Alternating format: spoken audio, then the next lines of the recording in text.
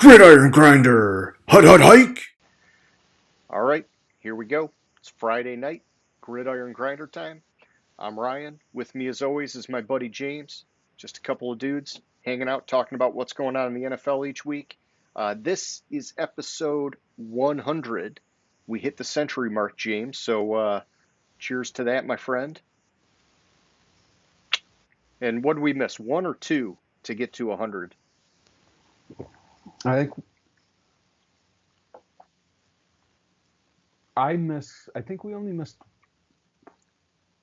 one because the one time Nick filled in, but Oh, that's right. I think we only missed one. It might have been two. I can't no because we did that week earlier, and then you were gone like a whole like 8 days. Yeah, I was on vacation the one week we missed, and we couldn't move around it. And then, yeah, the one time you were out, we got Nick to sub in. Uh, Pretty cool, man. Pretty cool. We've kept it going, and we're at the century mark.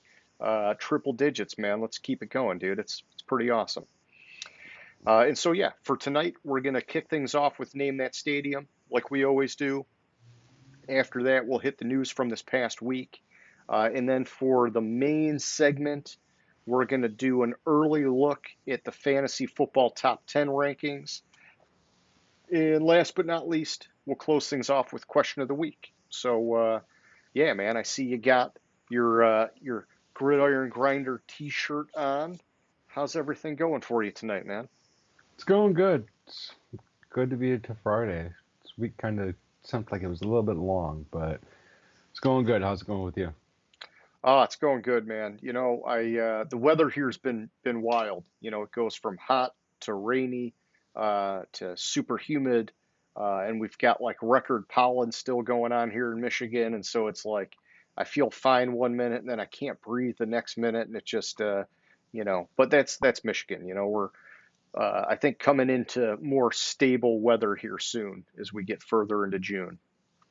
Yeah, it's kind of been a weird weather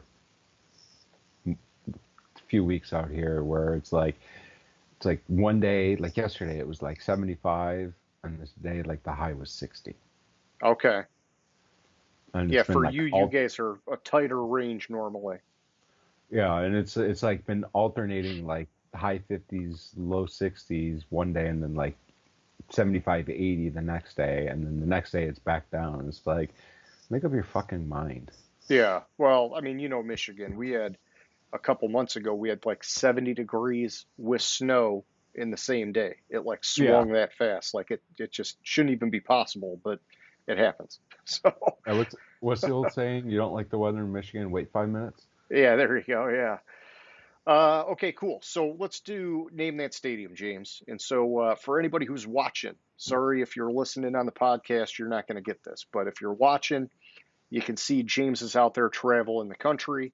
Every week he's got a new stadium in his background, or a different stadium rather, because now that we're at episode 100, you've had to have some retreads, obviously. But basically, we're just asking if you think you know what stadium that is, hit us up in our comments section. First person to get it right gets a special shout out next week's show.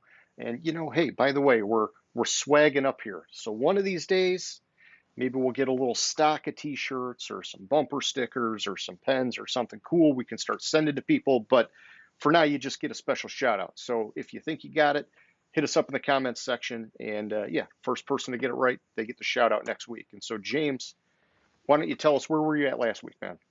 Last week I was in Santa Clara at Levi Stadium for the 49ers.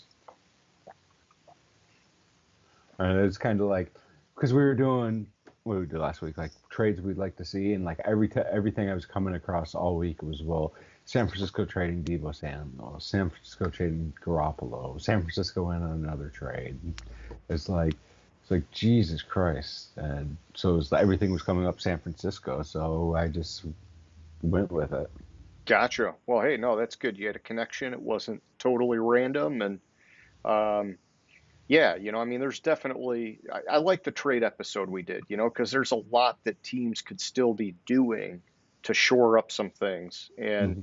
it's like if you're gonna do anything before week one, It's like get it done sooner than later now, because now that teams are starting to have organized activities, you want to get these guys in the rhythm together. Get them knowing the playbook, get them knowing the coaches, figure it out. But um, hey, I mean, everybody seems pretty set for now, so it's all good. Hmm. Okay, cool. Well, yeah, so that's Name That Stadium. Let's kick it over. Let's look at the recap this past week. And so there was actually a decent amount of stuff here this past week, James. And we'll start off with some Los Angeles news in your backyard here. Aaron Donald, the big one that happened, I think, probably like right after our last show. But the Rams restructured his contract. No additional years were added, but he is now going to get paid 65 million guaranteed over the next 2 seasons, and a total of 95 million through 2024, which makes him the highest paid non-quarterback. And going a step even further, it has him paid 10 million more per year than the next highest interior defensive lineman, just to Hmm. show how rare of a breed this guy is, man. Yeah, I mean, worth every penny, but it's just more evidence that the salary cap is not fucking real.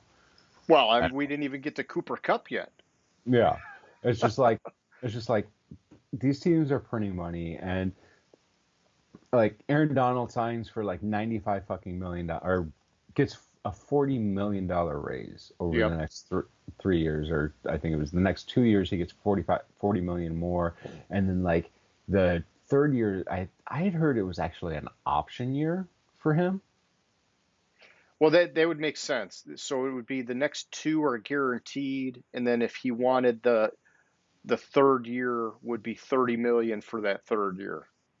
Yeah, but like, and in the sense that if they um if he decides not to play, then they can't go after any of his signing bonus or whatever. Okay, I'm sorry, my camera's doing weird ass shit today, so I that's just know. okay. There we go.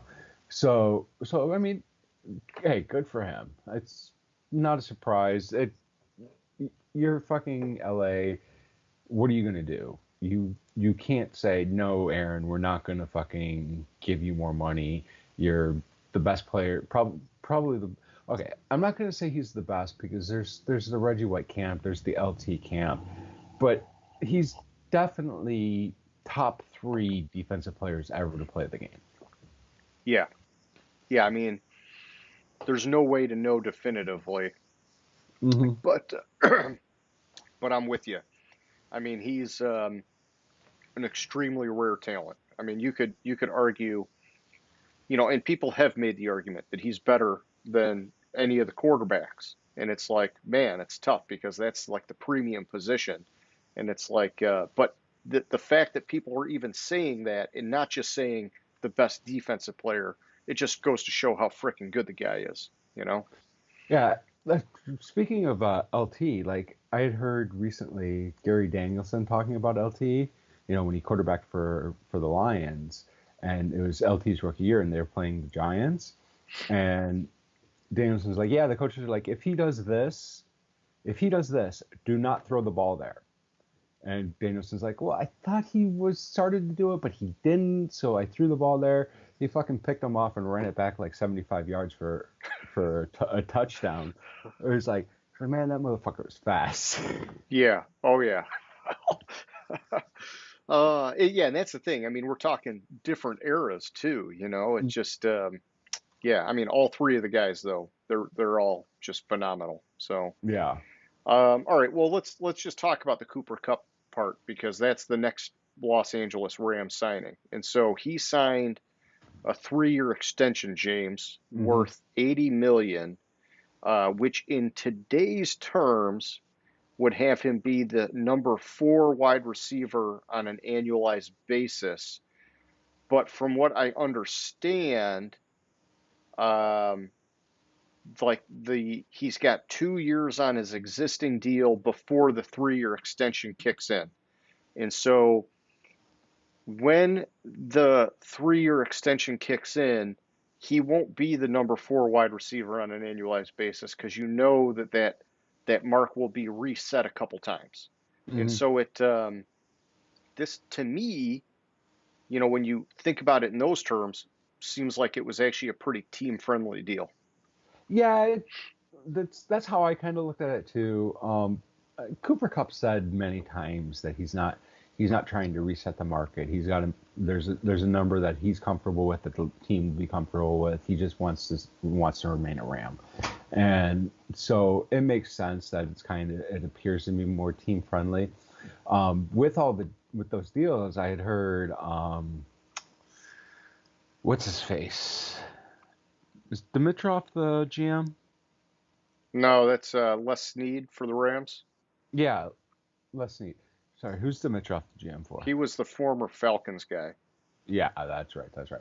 Sorry, I GMs are I get them confused sometimes. Hey, it's But all good. They're mostly behind the scenes except when it's draft time. yeah, and they said he said something along the lines of, we're, as long as we can be, we're going to be aggressive with this. At some point, 3, 10, 15 years from now, we're going to have to pay the piper, but as long as we can be, we're going to be aggressive with these deals. And it's like, shit. Yeah, and I mean, I don't know. Like you said, fake cap. It's almost like fake news, fake cap. I mean, we saw what happened with the Saints this year. They were 70 million over, and Hmm. somehow they found a way to get under, and they still have a stacked roster. Like it just tells me that where there's a will, there's a way, and it's all just like smoke and mirrors or some bullshit, man. It just can be manipulated too easily. Yeah. Well, and the thing with a cap is, I think the reason why they kind of instituted the cap was more on the player side, because it gives you a floor. Hmm. Because it's not only a salary cap, but there's a Yeah. salary floor. So you have to spend X amount of money. Yeah, that's a good point because yeah, that doesn't get talked about often, and especially with the way the cap's going up every year, that means that floor is going up too. And Hmm. so, yeah, no, that's a very good point to make. Okay, so let's keep it going. Another signing, this one, Hunter Renfrow, wide receiver for the Las Vegas Raiders. He got a 2-year, $32 million extension. And when you see the numbers for like Cooper Cup, this like kind of pales in comparison. But, to me, James, thinking about this guy and his contribution, it it at first seemed a little steep on the surface. I dug into it a little bit more. He had 9 touchdowns last year. He is a big part of that offense. I think if he can keep the touchdowns at that level or better, I think it's worth it. Otherwise, I wonder if that's a little too much for him. He's a good, like, short to intermediate, get you a little bit here, a little bit there. But up until this past year, he didn't really score a whole lot in the touchdown department, and reminded me a little bit of kind of like a Cole Beasley, which it just seems like 16 million a year is pretty high there. But I don't know. I've warmed up to it the more that I've been looking into it and thinking about it.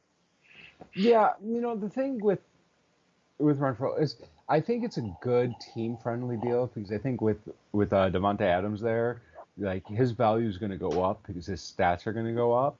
Yeah, So I think it was a good move to get it done, and they kind of probably paid a little bit extra, but because of the fact that they're gonna, on the back end, they're actually going to be saving money, because his stats are just going to skyrocket this year.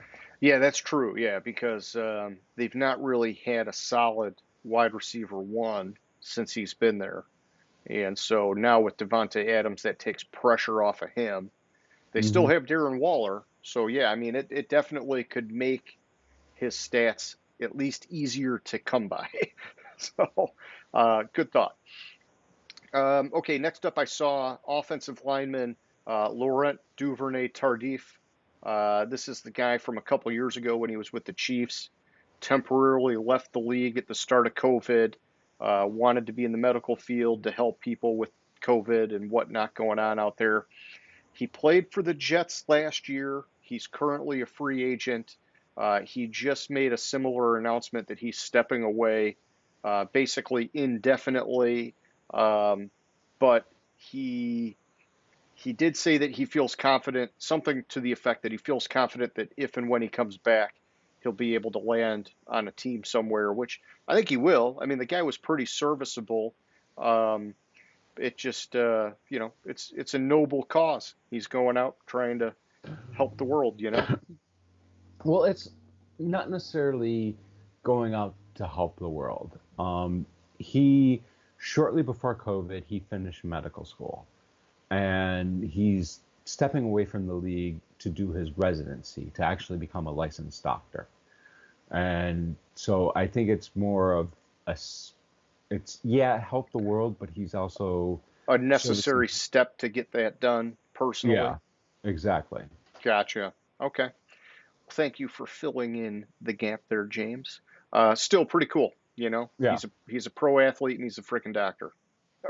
Okay, so the next item I had here, and this is not in any particular order, James, but I saw the piece that came out this week about the Guardian cap, which you may have seen or read, but basically it's a new piece of equipment that players are wearing. It's a soft shell that goes on the helmet.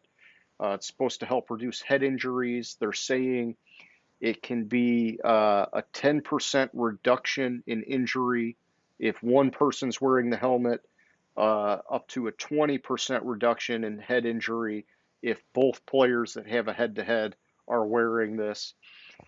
It looks funky as all heck, but safety is huge. And Hmm. so if it's helping keep these guys in the game and helping them have a good life after the game, I'm all for it, man. Who cares what it looks like? Yeah, actually, I didn't see that much about it, but like up in high school, one of our defensive linemen towards the end of the year had to, in the junior year, I think it was, had to wear one of those because he kept getting concussions. Oh wow, and I mean you're talking 20 something years ago, man. Yeah, so I, I'm familiar with them a little bit. It does look funny as hell, but Yeah. And the thing is it's like I all the pictures I saw are guys, in their shorts, in their practice jersey.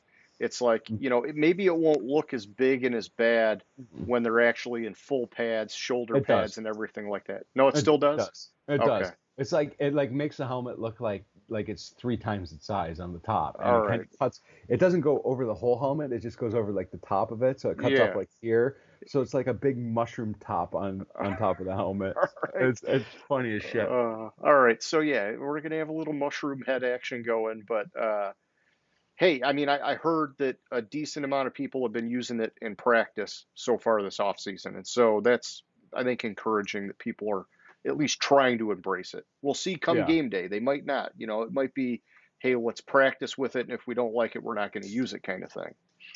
Hmm. Okay, so keeping it going here. Next one I got Deshaun Watson. So, James, we talked, I don't know, a week or two ago about that new lawsuit. You were explaining apparently it was one that was already known. They just kind of delayed filing. Well, now there is a new one from what I understand. And I don't know all the details. Honestly, I really didn't even look too deep into it because we know this situation's a mess. And we're basically waiting on the league to make a call on it. And so, but the thing that I saw about this one that's different and interesting is that they're saying it might implicate the Houston Texans, is basically encouraging this kind of activity, which, I mean, that would definitely take it down a whole different avenue if that's true. Oh, oh. So so there's a few things about this. Number one, over a 17-month period, according to reports, I don't know this is a fact, Deshaun Watson saw 66 different women for massages. I mean, that's like 3+ a month. Yeah, and these So 60, almost a different one every week. Let's just say that. Almost a yeah, different one every week. almost a different one every week. And I'm not going to get into I'm going to spare the details of the shit that happened. I will just say that he begged begged one of them allegedly to suck his dick. But the bombshell of it, not only the 66 massage therapists, the bombshell of it was apparently some of these women were given a non-disclosure agreement from Watson that he got from Houston's head of security. And the head of security was specifically gave it to Watson for these massage therapists. And it's bad. On the flip side, the Houston Texans are being added as a party to the lawsuit. Okay. All lawsuits. And there was another fact. Oh, Watson's lawyer, I don't remember when this was. It might have been a few weeks ago. Like the whole Deshaun Watson thing kind of just blurs together. But his lawyer fucking said out loud that there's nothing inherently illegal about a happy ending. Oh,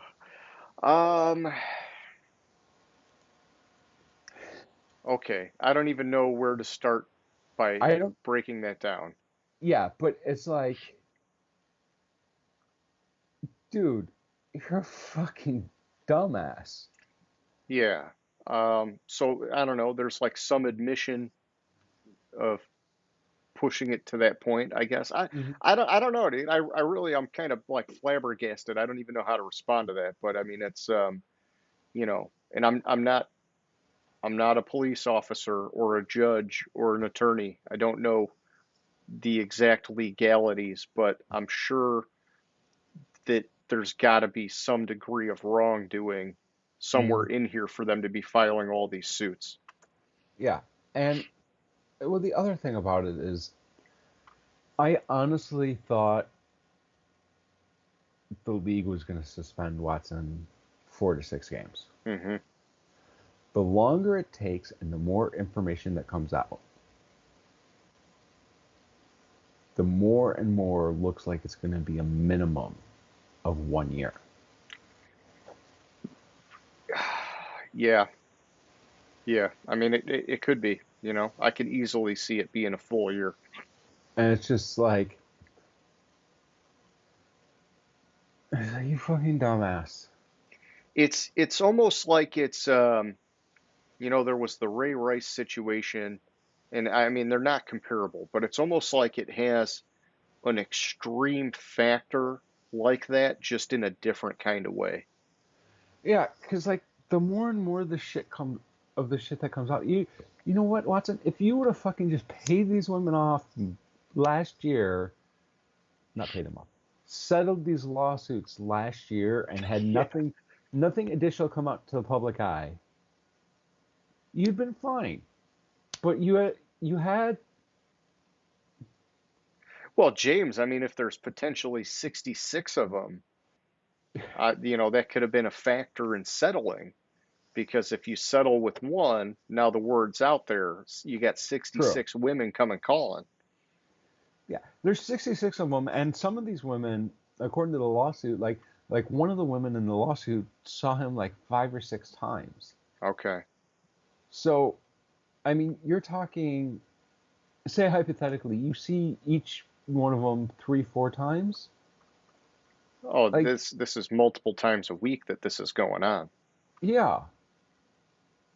Multiple times a week. And plus in the period where this was happening, it was during COVID, because it was from like the 17-month period was from like something 2019 to the end of 2020.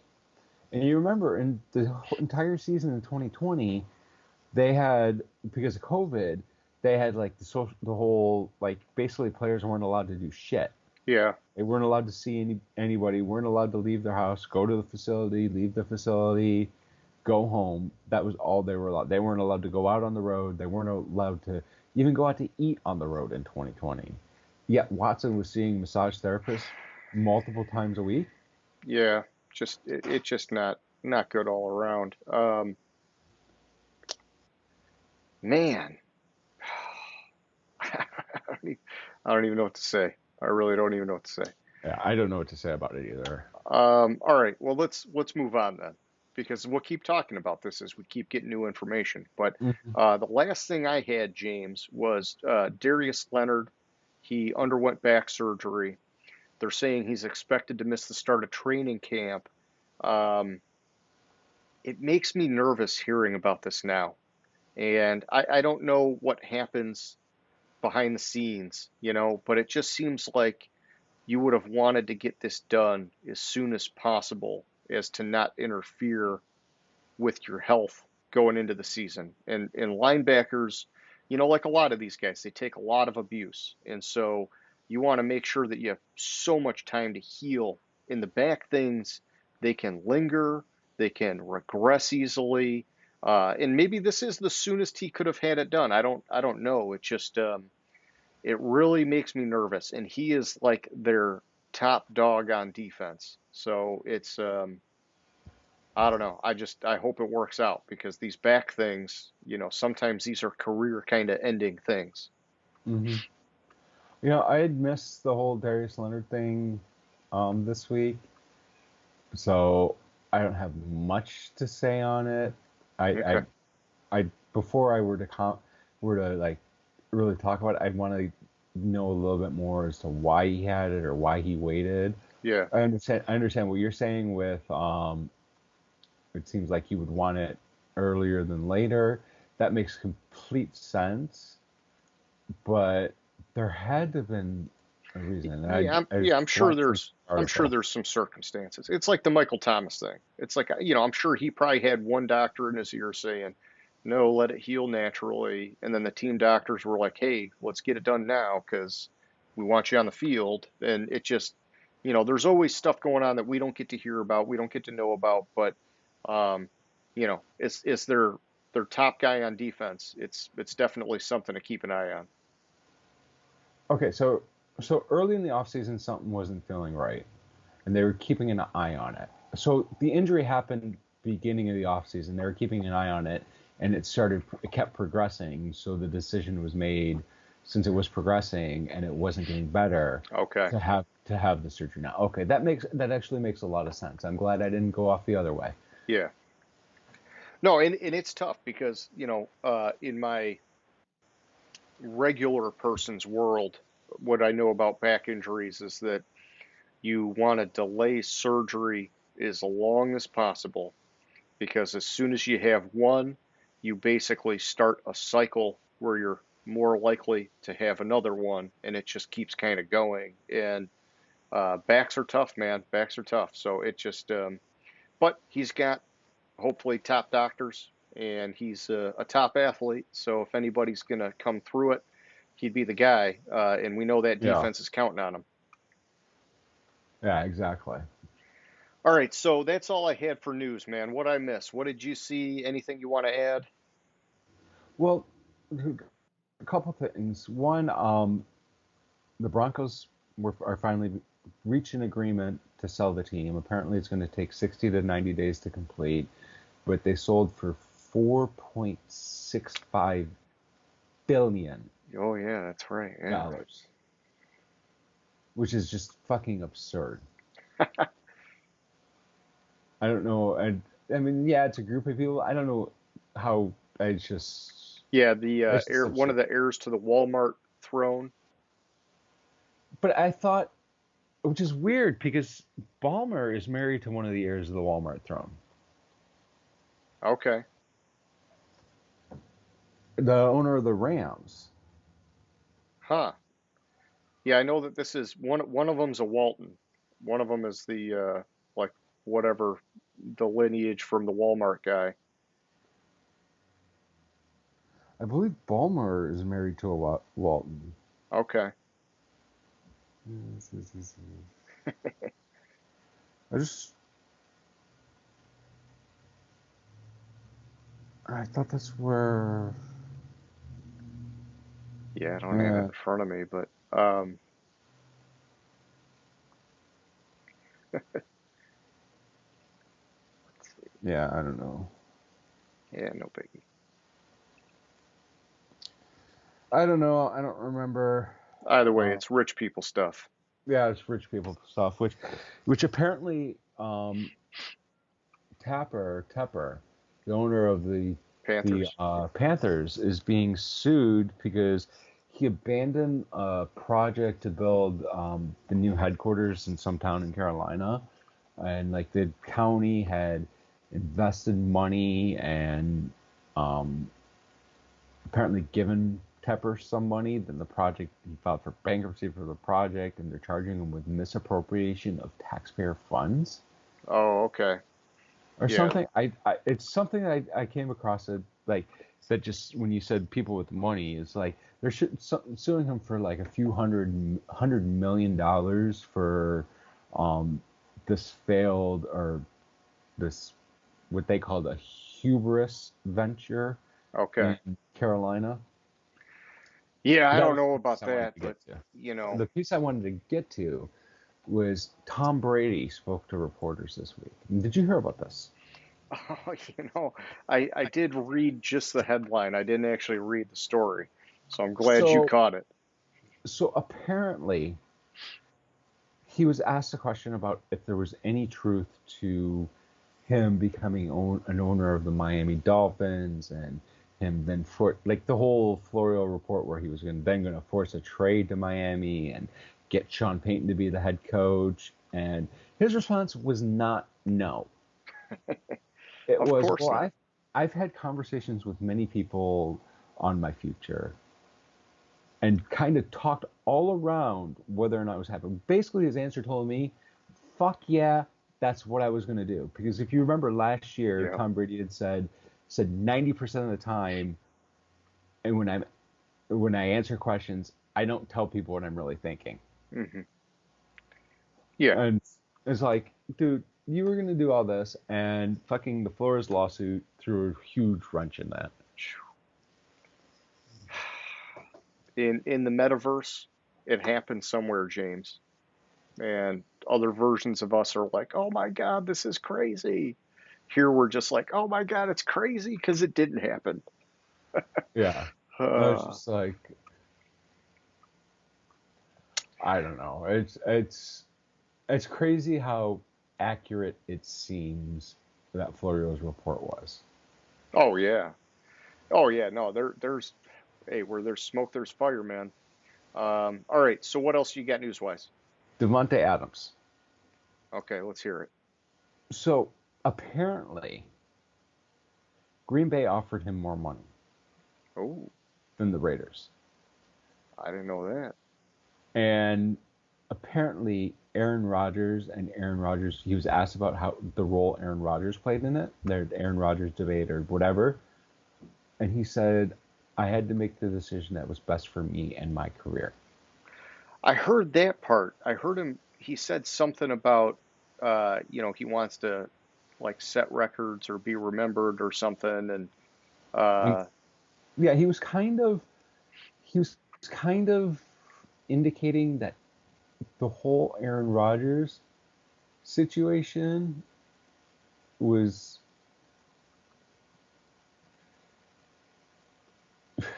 well, it was kind of if it's a 1 or 2 year thing, he doesn't want to sign a 5 year contract and be stuck with Jordan Love or somebody else.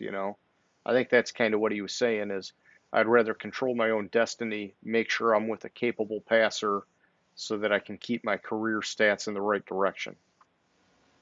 yeah. So it was we had talks about his future and what he thinks the duration is in Green Bay, and because of where I am in my career, and he's not going to take a shot at any quarterback. Yeah, it's just like something tells me Rodgers isn't. I've been saying it. Um, Rodgers isn't long for Green Bay. No, no, he's got, who knows, a year or two. I'd be shocked if it's more than that, but It's after this year. you think after this year he calls it? I think after this year he forces a trade. Okay. Well, it'd be interesting. It'd be interesting.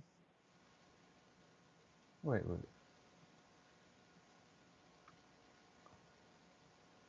Sorry, I just came across something. Well, hit me with it, man.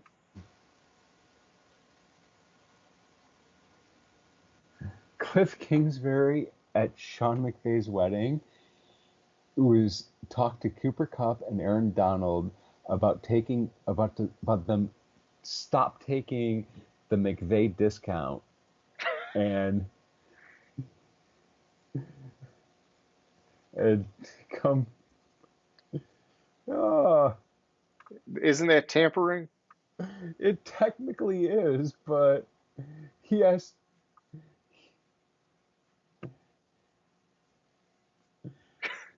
Kingsbury dusted off his recruiting charm in an effort to convince Rams defensive tackle Aaron Donald to retire. Okay. Hang him up, old man.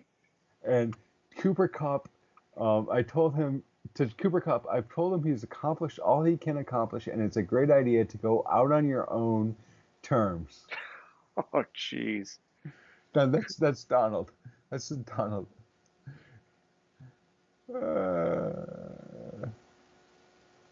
Cliff Kingsbury, come on. Well, he knows that they got to do something this year, or it's going Yeah. to be see you later. Yeah. Anyways, I just saw that like as I was just glancing to make sure I didn't miss anything. I thought it was hilarious. Nice, nice. Okay. Are we good on the news? Yeah, that's it.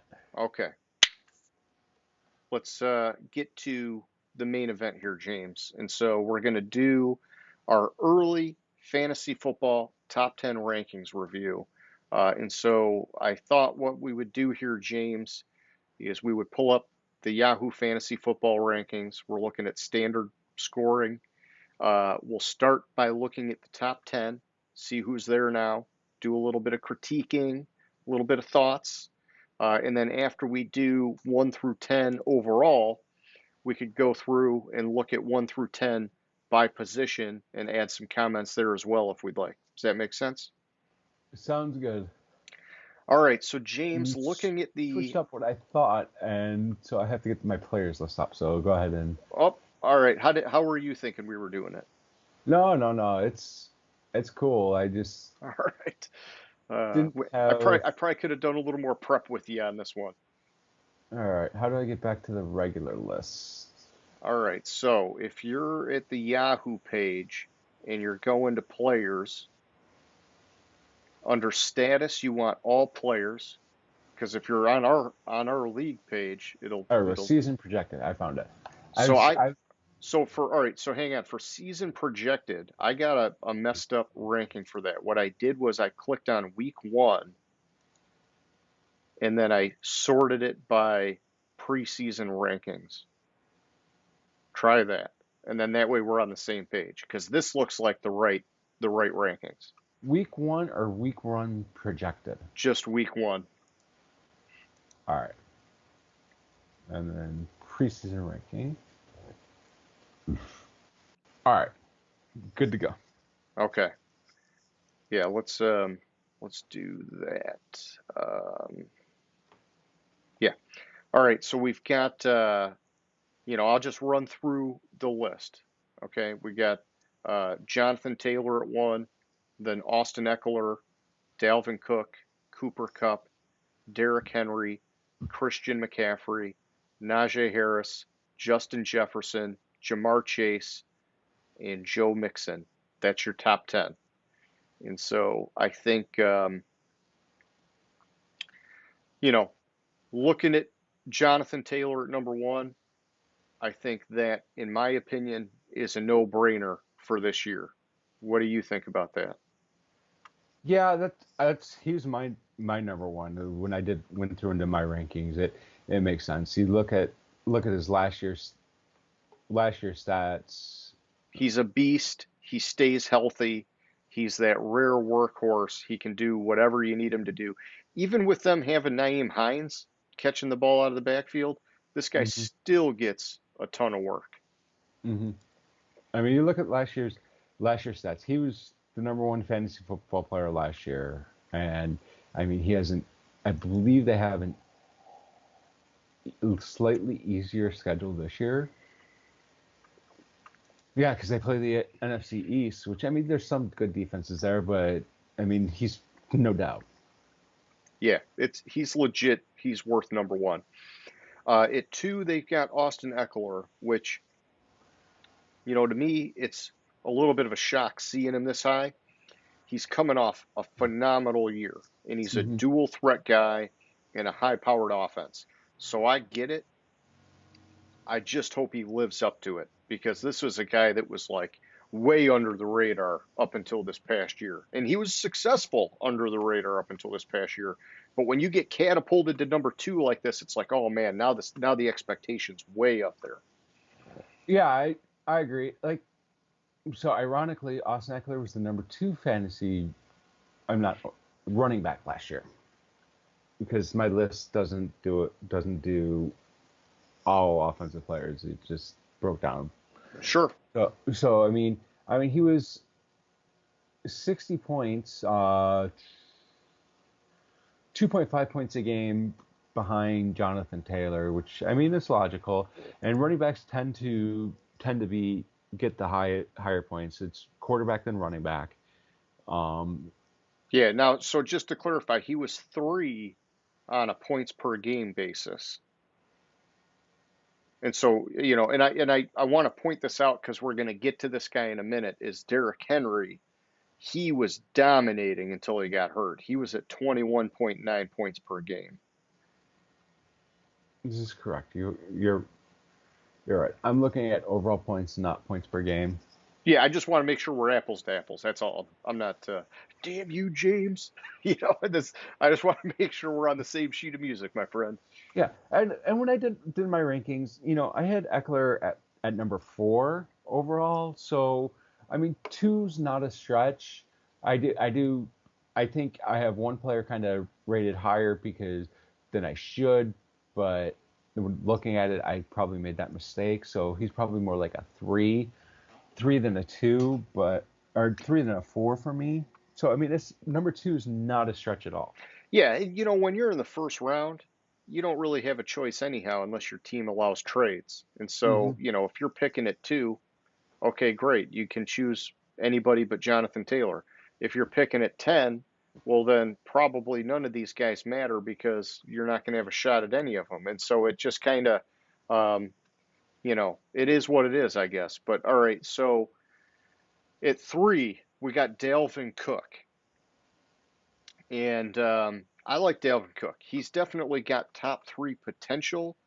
The big concern with him is the injuries. And so over his career, he's averaged 5 games per season that he's been out with injury. And so it just, all the talent's there, man, but he's got to be on the field to make that number three pick worth it. Oh, I agree with you. I had Cook at five, not three, and I think I discounted him a little bit because of his his injury history. But then again, I didn't discount the guy I have at three because of his injury history. Who's that? So What did you have, Derrick Henry there? no, I had McCaffrey there Oh, gotcha. Okay. at three.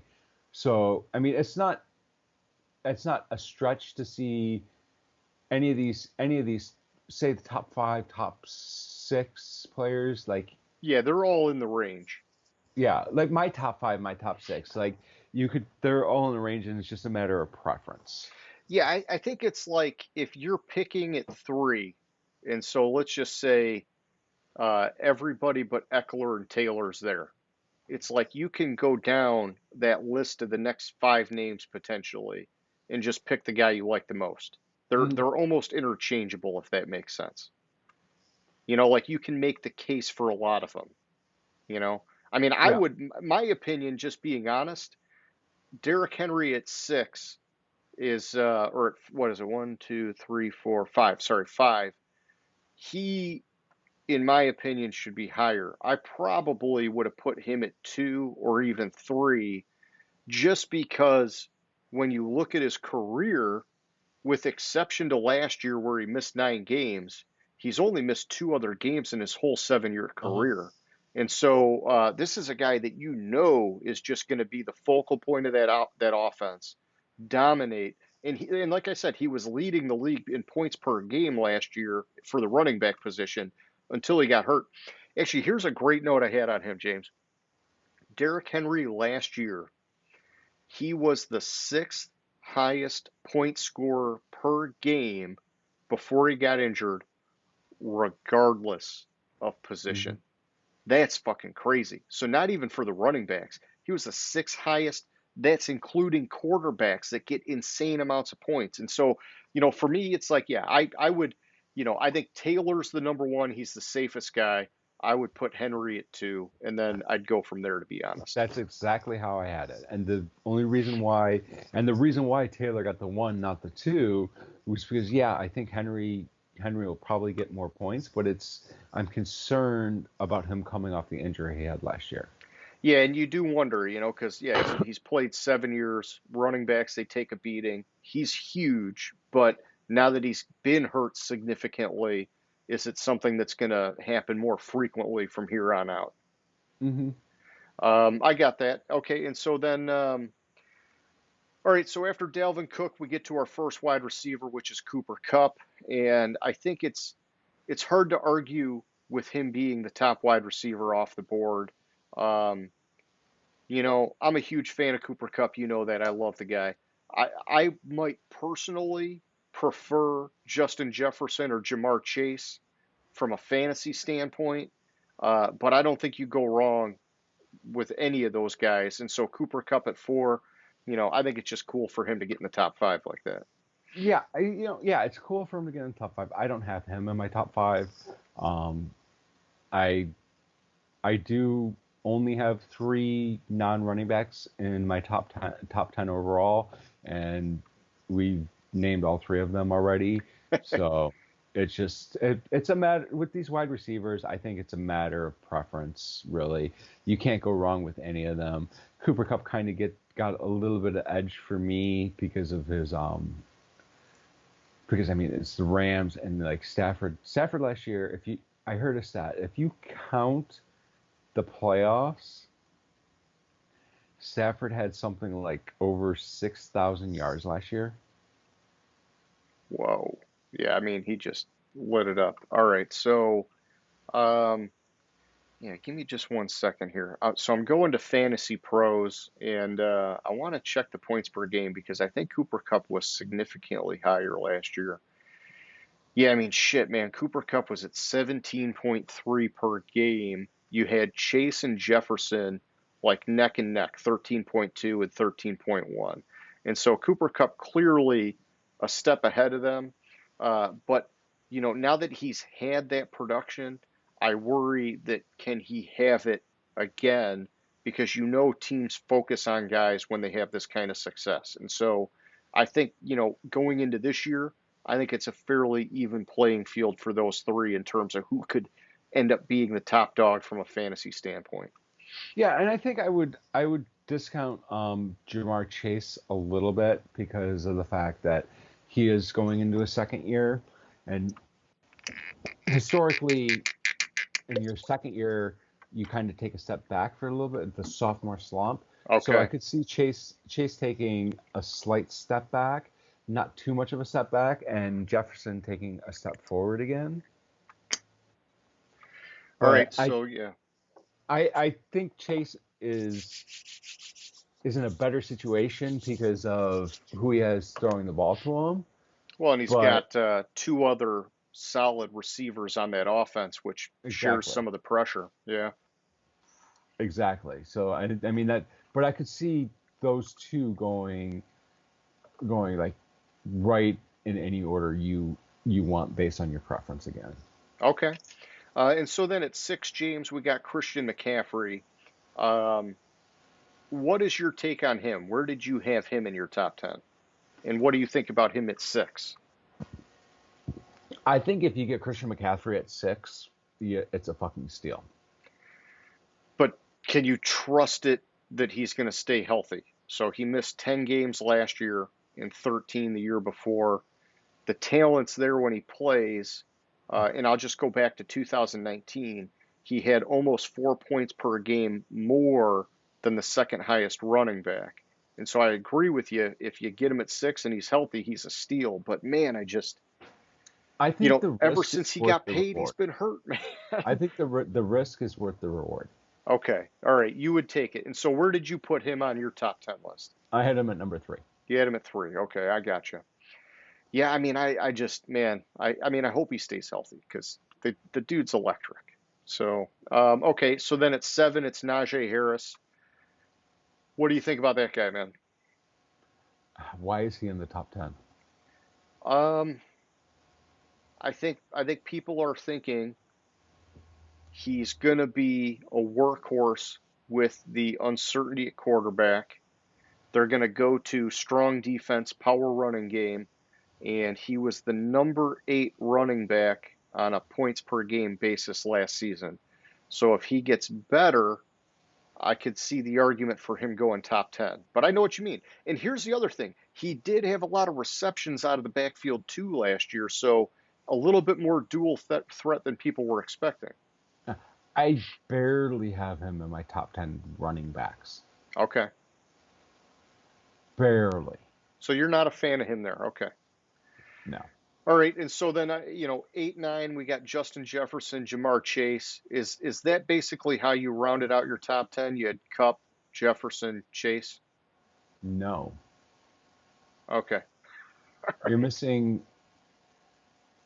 Chubb. All right. So you got Chubb in your top 10. Yahoo's got Mixon at 10. And then they got Chubb at 11, I believe. Yeah. I have Chubb at 8. So my top 10 went Taylor, Henry, McCaffrey, Eckler, Cook, Mixon, Kupp, Chubb, Chase, Jefferson. Okay. All right. All right. So you had Mixon, you said at 5. 6. 6. Okay. Yeah, see, in Mixon had a great year last year. And so he was the number 4 on a points per game basis last year running back. He's got more upside than Nick Chubb, especially because of the Deshaun Watson stuff, where if Watson plays, who the heck knows what that's going to do for Chubb's value. Mm-hmm. But I don't know, man. I still have like lingering worries about 2020 when he had all those migraine issues. And so, I could see that.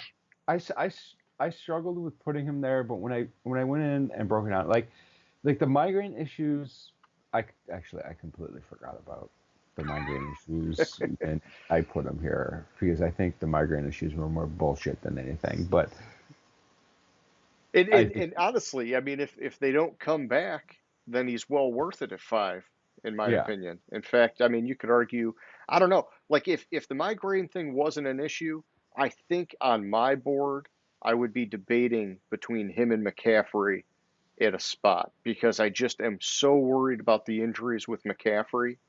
And then with Mixon, it's like, his ceiling's not as high, but he's also not as injured, if that makes any sense. mm-hmm. Like, I need my guy in the first round to be there. If your first round pick's a swing and a miss because of injuries or whatever else, that can totally tank your fantasy season. Yeah. I mean, look at my fantasy season last year. I fucking had Derrick Henry. Yeah, so you were lighting it up until he got hurt. Yeah, I don't. You were don't think I did. probably undefeated until he got hurt. Yeah, probably close to it. I mean, the dude was on a tear, man. So my team last year was fucking ridiculous. I mean, at the end of the season, it kind of changed a little bit, and I ended up in 6th and made the playoffs, but not so Yeah. well. Well, I mean, hey, we got the other way around. I snuck into the playoffs and then ran away with it. I couldn't pick between, like, I had Joe Burrow as my quarterback, which is good. I had Derrick Henry, who got hurt. AJ Green, who didn't do shit. I had James Robinson, who really didn't do shit. Edwards-Helaire was hurt. I mean, my last week's starting lineup, it was Well, I had Jamar Chase. Okay, so I'll give you that. But like the last week I played, like I ended up having to start like fucking Ramondre Stevenson at Okay, running yeah, back, yeah, you were in dire straits, yeah. and I ended up losing, obviously. Let me see. When did I? I think I lost. Actually, I think I lost in the semifinals.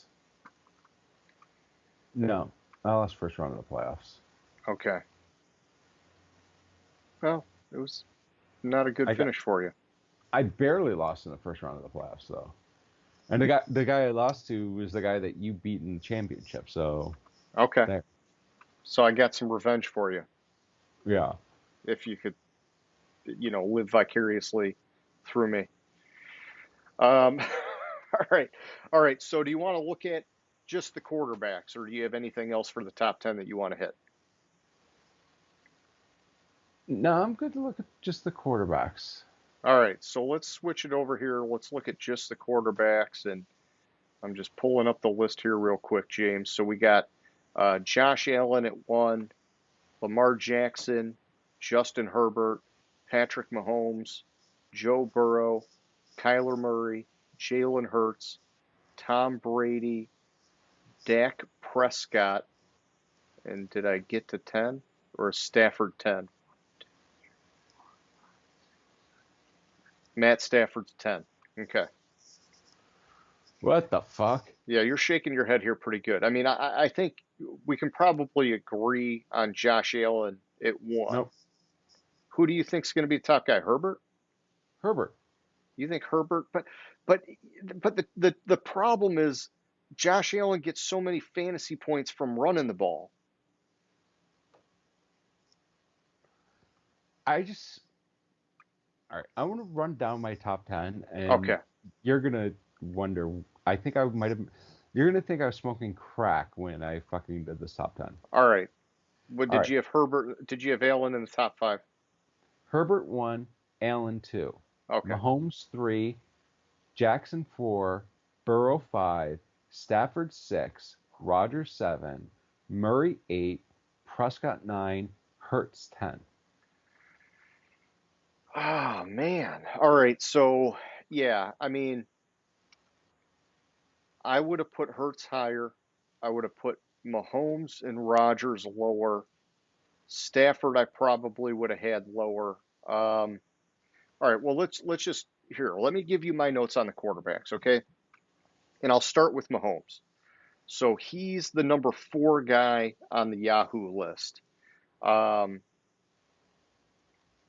I don't see him being in the top five. I'm not sure if I even see him being in the top 10 this year. And I know that sounds aggressive, but here's the thing. When you look back at last year, he was the number five fantasy quarterback on a points per game basis. And there were five quarterbacks immediately following him that were with 1.5 points per game. I think it's easy for him to drop down by 1.5 points per game this year without Tyreek Hill, and that pushes him just outside of the top 10 potentially, or fringe top 10. And so I'm comfortable him sliding. I'm just giving you that. Rodgers, this one I actually feel a little bit stronger about than Mahomes. Rodgers, I could see him falling out of the top 10 because this, to me, you look at what's going on in their wide receiver room, and I know it's Rodgers. He'll make any wide receiver good, but I think this is going to be a similar year to 2019, which is the first year LaFleur was with Green Bay, where they had a running focus and a defensive focus. That year, Rodgers was the number 14 fantasy passer, and so even if he does better than that, he has to go five picks up to get in the top 10 or four picks up to get in the top 10. So I could see that happening. Then I'll give you my last note on the top 10 here is that with Hurts, I think he gets in the top 10 no problem because he's the dual threat guy, not same style as Josh Allen by any means, but he is a runner and a passer. He was the number 12 fantasy quarterback last year on a points per game basis. Plus, I think you get natural development and the addition of A.J. Brown. It's not asking much for him to creep into that top 10. All right, so Hertz barely made the top 10 for me because I'm just not a fan of him. Like Okay. it's just like I see him and I think, ugh, It's like when I look at Tua, you're getting that when you see Hurts. yeah. Rodgers is going to win a third straight MVP this year. You think he's going to have that much more of a chip on his shoulder because of Mhm. everything that happened that he'll just find a way to rise up? If he throws for 4,500 yards this year, that's my with prediction. with no receivers. With no receivers. Yeah, I mean you would give it to him, I guess, but I don't know. The reason I left Mahomes, like I have problems moving Mahomes out of the top four Because or it's five Mahomes. I know. because it's Mahomes. And Yeah. Jackson, like it's Lamar Jackson. Lamar Jackson, when he's healthy, he gets a shitload of points. Yeah, it's that running aspect again. You get Yeah. so many points on the ground. Like 2 years ago, I kid you not, I remember games where Mahomes and Lamar Jackson, for both of them, they scored 50 points in the game, like two Yeah. years ago. Yeah, I know what you're talking about. I mean, Joe Burrow, I'll tell you this. I'm with you on Allen and Herbert 1 and 2. I would flip the order, but I think either way, I think those are the clear-cut 1 and 2 guys this year. yeah, and like Kyler Murray, Dak Prescott, Jalen Hurts, like they're in the top 10 because the people that are outside of the top 10, I just don't trust. Yeah.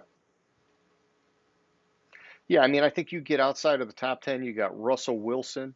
You know, he's got the weapons where if his health checks out with that thumb and whatnot, he could easily get in the top 10. You know, Cousins has flirted with the top 10 a lot. And so, I mean, like here, let me look at the top 10 last year with Cousins. I mean, geez, 1, 2, 3, 4, 5, 6. Cousins He was finished, 12 on a points per game basis last year. he was number 11 overall points. Yeah, and I mean, so, you know, he's flirting with it. Derek Carr, I don't know, maybe this is the year he flirts with it because he's got Devontae Adams and Josh McDaniels. I don't see Trey Lance. I mean, they got Trey Lance up high, man. They got Trey Lance right after. They got Trey Lance at 12. Dude, I don't see that shit happening. No way in hell Trey Lance is 12. What I'm hearing is Trey Lance is going to be lucky to be in the top 30. Yeah. I wanted to put Carr into the top 10, but ever since he got injured, he hasn't shown he can do it consistently. Okay. All right. Well, what else do you think about this top 10 for quarterbacks, man? Or do you want to look at running backs? I'm good to go to running backs. All right. And running backs, I think, is going to be, you know, fairly easy since 7 out of 10 of these guys were in the top 10. But I guess let me just tell you a couple notes I had on them. You know, you know, we did talk about Chubb. I like him at 8.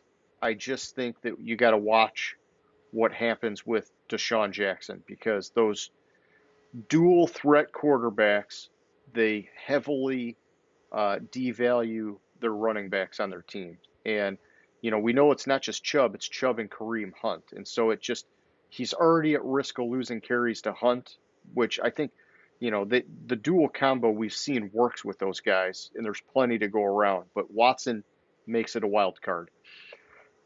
One of the guys here that I think should be in the top 10 that's not, and I know that there's risk with him, but it's James Conner. So he was the number 5 running back last year. Well, you just gotta hear me, James. You just gotta hear me, man.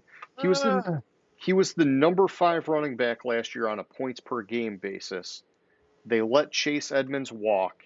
If he can stay healthy, you know he's going to get an equivalent kind of workload. And so, you know, yeah, but health is the thing. You know, we saw that going back to his time in Pittsburgh. He could be a top running back or he could just be in the frickin' training room all the time. The other guy I would look at for top 10 is Aaron Jones, and I go back to 2019 again. That first year LaFleur was in Green Bay. Aaron Jones was the number 4 running back on a points per game basis that year. And I think they're going to employ something similar this year. Maybe I'm wrong. Uh, and back then, he was splitting carries with Jamal Williams. So I'm not worried about him splitting carries with A.J. Dillon. If they go run heavy like that, I think he can do it again. But just a thought. So, I'm going to run down my top 10 for you. Do it. Come on. Taylor, Henry, McCaffrey, Eckler, Cook, Mixon, Chubb, Kamara, Yeah, I could see a resurgent with Kamara. Harris, Aaron Jones. Okay. And it was close between Aaron Jones and DeAndre Swift. Yeah, see, I couldn't get on board with them having Swift at 10, to be honest. I need him to stay healthy, and I need him to be a little more consistent. And that's why I gave Aaron Jones the nod over Swift. But Swift was close in there at 10. Gotcha. Okay. All right. I mean, I can't argue with your top 10. I mean, Kamara, just even looking at last year, 1, 2, 3, 4, 5, he was their number 6 fantasy guy on a points per game basis. He missed a few games, but he still got it, man. And that was with Jameis Winston being out a lot last year. If he can stay healthy and that offense can get humming, especially if Michael Thomas gets healthy, I could easily see Kamara getting into the top 10. I like that call there. And man, I would probably, I mean, I don't know, man. I'd probably like Kamara over Najee Harris, to be honest. Kamara just. That's why I had Kamara at 8 and Najee Harris at 9. Yeah. Hey, I'm, it's a fluid thing for me. I'm just thinking it out as we go. And, plus they got Mark Ingram back. He's getting long in the tooth, but that's a good 1-2 punch with Kamara. They had something good going before he went to the Ravens, and obviously Kamara's the guy. So I'm good with that. All right, let's take a look at the wide receivers, James. All right. And I am just switching over my stuff here. Okay, so at wide receiver, we've got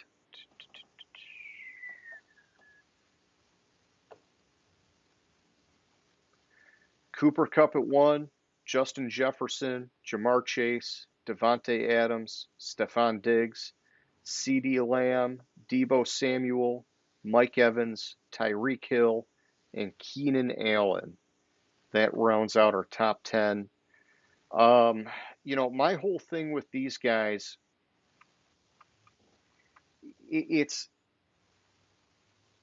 I for the most part like this collection. It's just what's the right order. And I think that you can make a case for so many of these guys. And like I would say this. I think, like we talked about, Kupp, Jefferson, Chase, those, in my opinion, are the top 3 guys. And then I think you've got maybe an argument for Devontae Adams, Stephon Diggs, and I would even go Deebo Samuel because he does it running and receiving. CeeDee Lamb is, I think, like just a hair underneath there. And then the rest of the guys, it's like question marks, but they all have that talent. They've all gotten it done in the past. It's just who's going to end up where is really the big question. Yeah. So I had Kupp number 1, Chase and Jefferson. Number 4, I put Stephon Diggs. Okay. I really like Stephon Diggs. When he was traded to Buffalo, I told you that we talked about it. I thought that was a great move for his career. I thought he would light it up there. Yeah, you were all over that, man. Deebo Samuel at number 5, with the caveat that he's number 5 as long as he's not on San Francisco. Yeah, see, it's risky. And while we're talking about him, James, he was number 2 last year on a points per game basis behind Cooper Kupp. But man, it's the quarterback situation that makes it risky with that guy. Yeah, because I honestly think Samuel's going to be traded before the start of the season. Okay. That's my opinion. That's why put him at 5. Then I had Adams at 6, CeeDee Lamb at 7. I like that. The reason why I put Adams at 6 was because they have a tougher schedule than the other guys. Yeah, I'm good with that. And I mean, truth be told, CeeDee Lamb, this is his first year now without Amari Cooper Mm-hmm. being there. There is some risk of him stepping into that number one role. Yeah. And then Evans, and I put A.J. Brown and Tyreek Hill. The reason why I couldn't quite drop Tyreek Hill out of the top 10 because he's fucking uber talented. Yeah. But I have concerns with Tua throwing him the ball. Yeah. I mean, hey, I do. Yeah. And I think Hurts, I'm not very high on Hurts as a quarterback, I think he's a better thrower of the ball than Tannehill. So that's why A.J. Brown got a jump. Okay. Yeah. And so it's worth noting Keenan Allen at 10. So he is the number one for the Chargers. But from a fantasy standpoint, Mike Williams Mm-hmm. did better on a points per game basis last year. And so Yeah. I believe Keenan Allen's a more talented guy. He is their wide receiver one, but we've already seen his own teammate beat him fantasy wise. And so him, top 10, it's a little risky. My concern was who do you swap him out with? I like that you made the switch with A.J. Brown. It was like a magnet, man. I kept going to DK Metcalf because I just love DK Metcalf, but I kept stopping myself because of the quarterback situation. And The like, quarterback situation, and you don't know, honestly, you don't know if Metcalf's going to be in Seattle at the start of the season.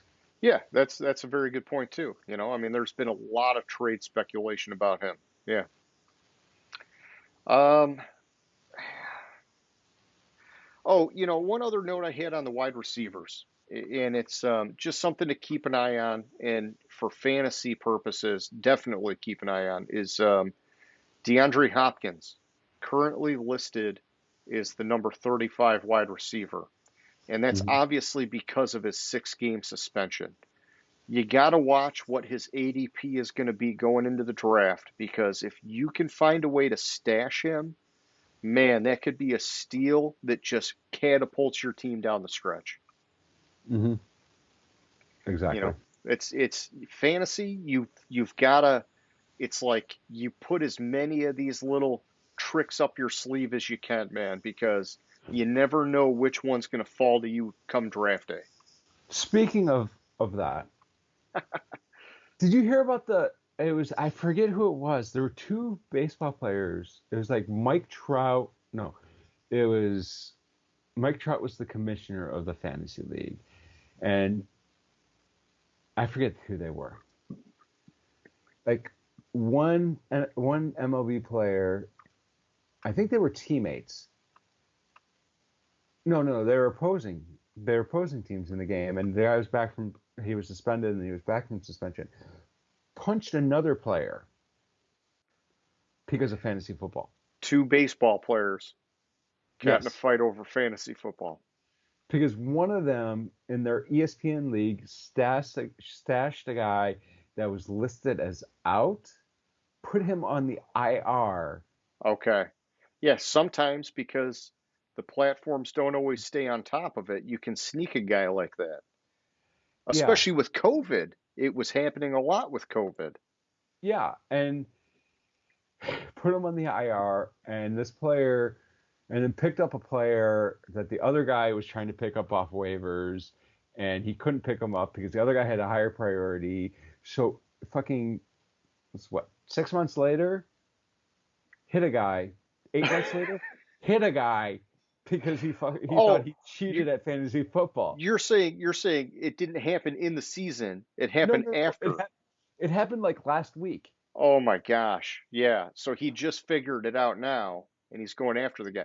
See, I've seen it happen in leagues where, especially with COVID, where a guy will be on IR, like COVID IR or just IR in general, and then he comes off IR but the person keeps him in the IR spot for a number of weeks because they've already found another guy on their roster or from waivers to put on their roster.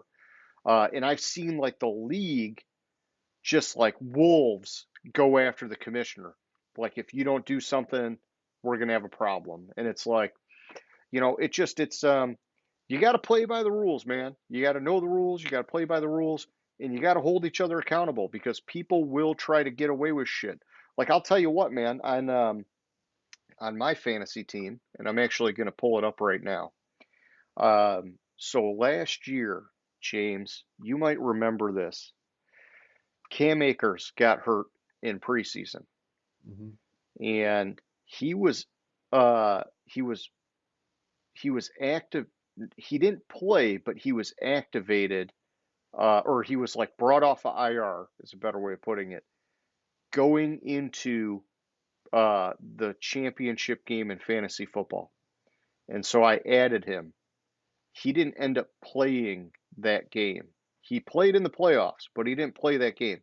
Now, technically, by our rules, I could use him as a keeper this year, but because I know people like you and I know that he didn't actually play, even though he was brought up onto the active roster and whatever else, it's not right for me to try and keep that guy, you know? But if we don't watch it, people will try to abuse that kind of shit. We've seen it happen in our own league. It happens almost every year.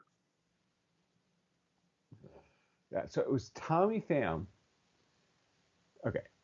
Tommy Pham, outfielder for the Cincinnati Reds, not punched, slapped Jock Peterson of the San Francisco Giants, Slapped him. and then was suspended by Major League Baseball for 3 games. Oh, jeez. Over fantasy football. Over fantasy football. And apparently Mike Trout was the commissioner. And Tommy Pham called Mike Trout the worst commissioner in fantasy football history. Oh, jeez. It's fantasy football, guys. But, they're pro baseball players. What did they have? Like 10 grand each on the line? It was a $10,000 buy-in for the league. What? And it really was a $10,000 buy-in. Yeah, and the last place team in the league had to pay an additional $10,000. Okay. Yeah, so you would get slapped if there was some shady stuff going on. Yeah, and I'm trying to find the player that it's over one player. Okay. It's over one. While you're looking that up, I'm moving my stuff over to the tight ends here because we got them next. It was all right. It was during batting practice that this happened, not like on the field during the game. Okay. I'll look for the player.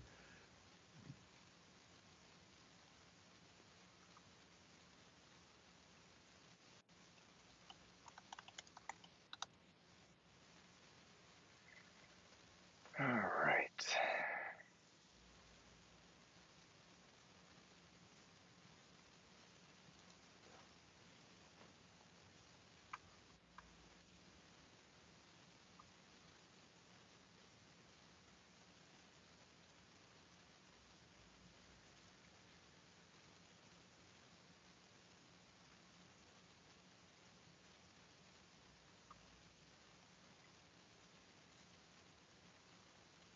While you're doing that, I'm just gonna stretch and show off the Gridiron Grinder shirt. Yeah, I'm not finding it. Let's move on. All right. Hey, no biggie. I was gonna say if you needed more time, I would turn around and show people the back of the Gridiron Grinder shirt. But it's all right. Let's go to the tight ends, man. And if you find it cool, if not, no big deal. So James, tight ends. Let me read them off. Starting at 1, we've got Travis Kelce, Mark Andrews, Kyle Pitts, George Kittle, Darren Waller, Dalton Schultz, T.J. Hawkinson, Dallas Goedert, Dawson Knox, and Pat Freiermuth. I have a hard time saying his name. Um, I'm fine with Kelsey at 1. I think Mark Andrews beat him out on a points per game basis last year, but we know Kelsey is legit, and and without Tyreek Hill, he's probably going to have a little bump in his stats anyhow. I would I say thought his stats were going to we're going to go backwards because they're going to be able to focus more double, on. triple team him. Well, Yeah. there's an argument for that. I just think he's that good that he'll beat double teams, and so I kind of felt like it'll be all right. I mean, I just flipped them. So, I mean, I had Andrews 1, Kelsey 2. So Okay. it was just like one spot. It's not So nothing to write home at. where did you have Pitts? Because I had a hard time with him at 3. You had him at 3? Okay. I had a And hard time putting Waller at 3. all right. See, I would have been comfortable moving Kittle up to 3 despite the quarterback concerns because See, I moved Kittle. Kittle back to 6 because of the quarterback concerns. Okay, but here's my thing with Kittle is that he's produced at that high level even when Garoppolo in years past was injured. And so I felt I felt more comfortable with Kittle than I did with Pitts because Pitts was the 12th tight end last year, which was his rookie year, so it's tough to judge him. But that was with Matt Ryan. I know he's going to improve this year in his own talent, but they're taking a big drop down at quarterback in Mariota or Ritter potentially. And so, And I can see that. I see that. So I had Andrews, Kelsey, Pitts, Waller, Goddard, Kittle, Hawkinson, Knox, Schultz, Ertz. okay. I like that you got Ertz in there. And my theory with Ertz was the first 6 games they're not going to have Hopkins. Yep. And I think his production for those first 6 games is going to go up. I mean it's tight end. You're not drafting him to like the 15th round anyways. Yeah. So I think that kind of he cracks the top 10 because of the Hopkins being MIA for the first 6 games, and I think because of his production in the first 6 games, it's going to turn into a full season of him. Yeah, I think he can get it done. And so Freiermuth, you didn't have him in your top 10, is that right? That's right. Okay. And I'm good with that because I like him. I like what I saw from him. I just don't like their quarterback situation. I think it's going to be hard for him. I would prefer to see a guy like Cole Kmet above him. Mm-hmm. But even then, I like Ertz above that. And then even more so, I think it's just a matter of time before we hear about Gronk coming back. And I think Gronk will find a way in the top 10. I mean, frickin' Gronk, man. I was just looking at it earlier. Gronk was the the number 3 tight end on a points per game basis last year, and so the dude still got it. If he decides to play, one of these guys is getting bumped. I agree. All right, so here's what I'll say about the tight end position is that after Waller, I think the next whole chunk of guys is virtually interchangeable. When I look at their stats, they're all in that like 6 to 7 fantasy points per game range. And you can make the case for all of them where this season they could be better or they could potentially be worse. And so it's like, it just goes to the typical fantasy football tight end rules. It's like, either get one of those top guys or just wait until the very end. Because if you don't have one of those top guys, they're all going to be kind of like a crapshoot where you're flipping a coin. And if you miss on a guy, it's no big deal because there's probably a guy pretty close in production that you're going to get out of the waiver wire. I agree. Okay, well, I'm glad that you agree. You agree, I agree, we agree. All right, and yeah, I was surprised, man. Gesicki only had 5.4 points per game last year. Man, I thought he was going to be higher than that, but that's Yeah, I okay. thought so too.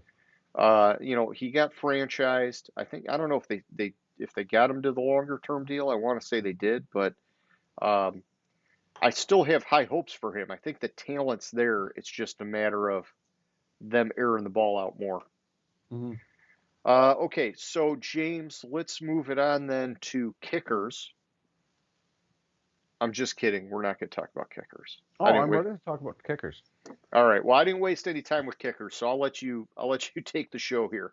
All right, Tucker, Gay, Bass, McPherson, Prater, Suckup, Carlson, Butker, Sanders, Blankenship. All right, let's move on to defense special teams. Yeah. Hey, that was speed round. I like that. Okay, so defense. I'm just switching up my pages here. Yeah, kicker in here. I'll say this about kickers. Kickers are very difficult to select from year to year. Typically, you can improve your odds by trying to find a kicker on a top offense because it means there's more opportunities. But in fantasy world, sometimes it's those middle of the road teams that can't punch it in the end zone that create a ton of field goal opportunities and in turn more fantasy points. And so it's I just wouldn't waste a whole lot of time on kicker. That's all I was getting at. Defense. So James, this is another highly volatile fantasy thing. And so I only did like sort of a 50,000 foot look on this. I think, they got Buffalo at 1 on Yahoo. And here, I guess I'll just read the top 10 on Yahoo. You got Buffalo, Tampa Bay, San Francisco, Los Angeles Rams, Indianapolis Colts, Denver Broncos, New Orleans Saints, Green Bay Packers, New England Patriots, and then Los Angeles Chargers if they're 10. All of those teams, I think, logically should be in the top 10.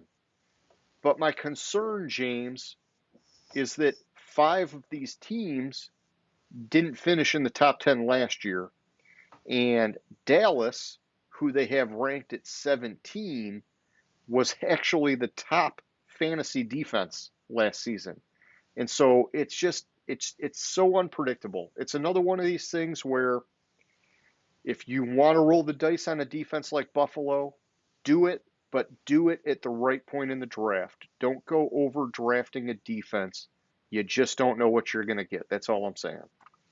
And my top 10 for defense was similar. I had Buffalo, San Francisco, Tampa Bay, flip those. Rams, Indianapolis, Denver, Chargers, New Orleans, Pittsburgh, Cleveland. Yeah, I like that you had the Chargers higher up there. I like that you had Pittsburgh in the top 10. Cleveland, I guess, tell me about that a little bit. So the thing with Cleveland is when you look at where they weren't very good last year. Fantasy point wise. They were 20th. They had 6 points per game. But then you take a look at their schedule this year, and it was like, so as I was like doing the rankings, I looked at their schedule, and I thought their schedule was fucking, on the defense, was on the easier side of the easier defensive schedule. Like, I think Pittsburgh is the only team that has an easier schedule as a defense than Cleveland. And that's what threw it over the edge for me to put Cleveland into the top 10. Gotcha. It's just like the easiest schedules on defense, if you rank it out, it's Atlanta, Pittsburgh, and Cleveland. Those are the 3 easiest strength of schedules for defense. And it's just, I couldn't take Atlanta up.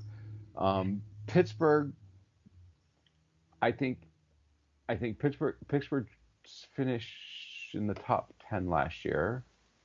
Nope. I think they were like 15-ish, but Pittsburgh's a good team to go after because you know they're going to get sacks. Yeah. And sorry, when I opened my page for the rankings, I had scrolled down. So like they're at number 10. Okay.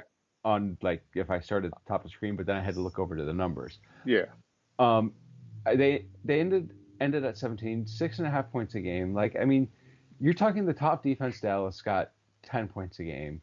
To get into the top 10, to get to number 9, it's it's a point a game more for Pittsburgh.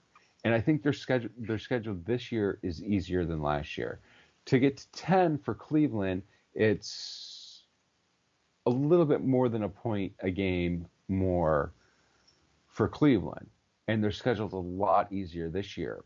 Um, like honestly, like you said though, if you get Buffalo and you get the number one defense, you're talking say Dallas last year, they were number one defense. They had 10.9 points per game. Every other defense special teams last year, outside of the top three, Dallas, New England, Miami. Now let's throw Buffalo in there. Dallas, New England, Miami, Buffalo. You're talking 8 or less points per game, basically. Okay.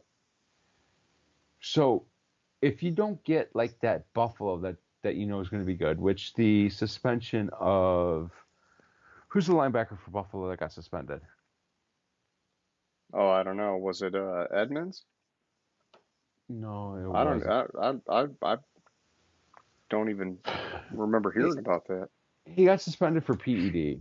Okay. I'll look it up real quick.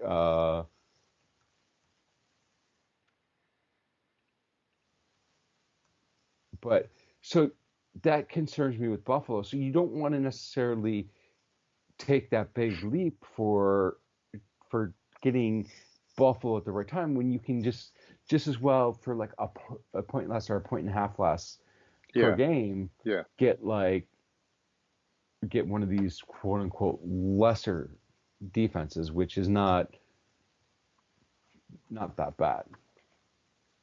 Andre Smith. Andre Okay. Smith was the linebacker that got suspended. Gotcha. I guess he's a reserve linebacker, so maybe it doesn't make that big of a deal. I thought it was a starting linebacker. I remembered hearing it, but I didn't remember the player. So yeah, so like the difference between the top defense and say you're in a 10-team league, so you get the number one defense, you're looking at 10.9 points per game. You're looking at the number 10 defense, you're looking at somewhere around 7.3 points per game. It's a big jump, I but gotcha. it's not worth like a Frickin' player. 8 rounds or something. Yeah, like it's not worth getting somebody in the first one of these teams in the top first say 8 rounds or first 10 rounds. I hear you. I hear you, homie. Um, okay, so all right. What else you got on defense? Or are you good there? Um, I'm good there. And like a couple of these teams, like Indianapolis, I might not have ranked them that high because I had not heard about what's his face's back surgery. So I might not have ranked them as high as I did if I would have known about that. Hey, that's okay. That's not a big deal. I mean, it's way early, and so we're gonna, fine tune some of this stuff as we get closer to the season. This is just, giving it our best here with what we know so far, and we're gonna hear a lot Mhm. of stuff about people popping off the page and disappointing and things like that in the months to come. So, Very um, true. all right. So James, I want you to keep your Yahoo fantasy football rankings up. Ah, you And son of a bitch. well, all right, take your time pulling them back up. And I'm gonna put you on the spot here. You're gonna have to do a little bit of research on the fly. But for question of the week, James, we're switching it over, and I'm actually calling an audible from my original question. I'm just feeling the fantasy juices flowing, and now that we're looking at these lists, I want you to just kind of skim through and tell me somebody that you think is a early sleeper pick from a fantasy standpoint, and just a quick reason or two why. And I'll give you mine while you're looking. Give you a little bit of time here. And I just found mine while you were talking about defenses. But James, I think looking at it right now, Allen Robinson is going to be a frickin' steal in fantasy. He is the number 28 wide receiver right now, which would have him going 70th overall. I get it. He's the number 2 behind Cooper Kupp, but it's going to be a pass-first offense. This will be the best quarterback Allen Robinson has ever had in his career. And we got to go back a little ways, but if you go back to 2015 when he was with the Jags, he was the number 5 wide receiver on a points per game basis with 14. And I'm thinking that was Blake Bortles back then. I think he could definitely light up and far surpass that 28 wide receiver ranking. I think he could be a borderline top 15 wide receiver, even as the number 2 wide receiver on that team. Well, should I go with the obvious one? You go with whatever one you want to go with, James. I mean, I could go with the obvious one, Michael Thomas, who's the number 24th ranked wide receiver. Well, so you're saying he's going to be healthy, he's going to play.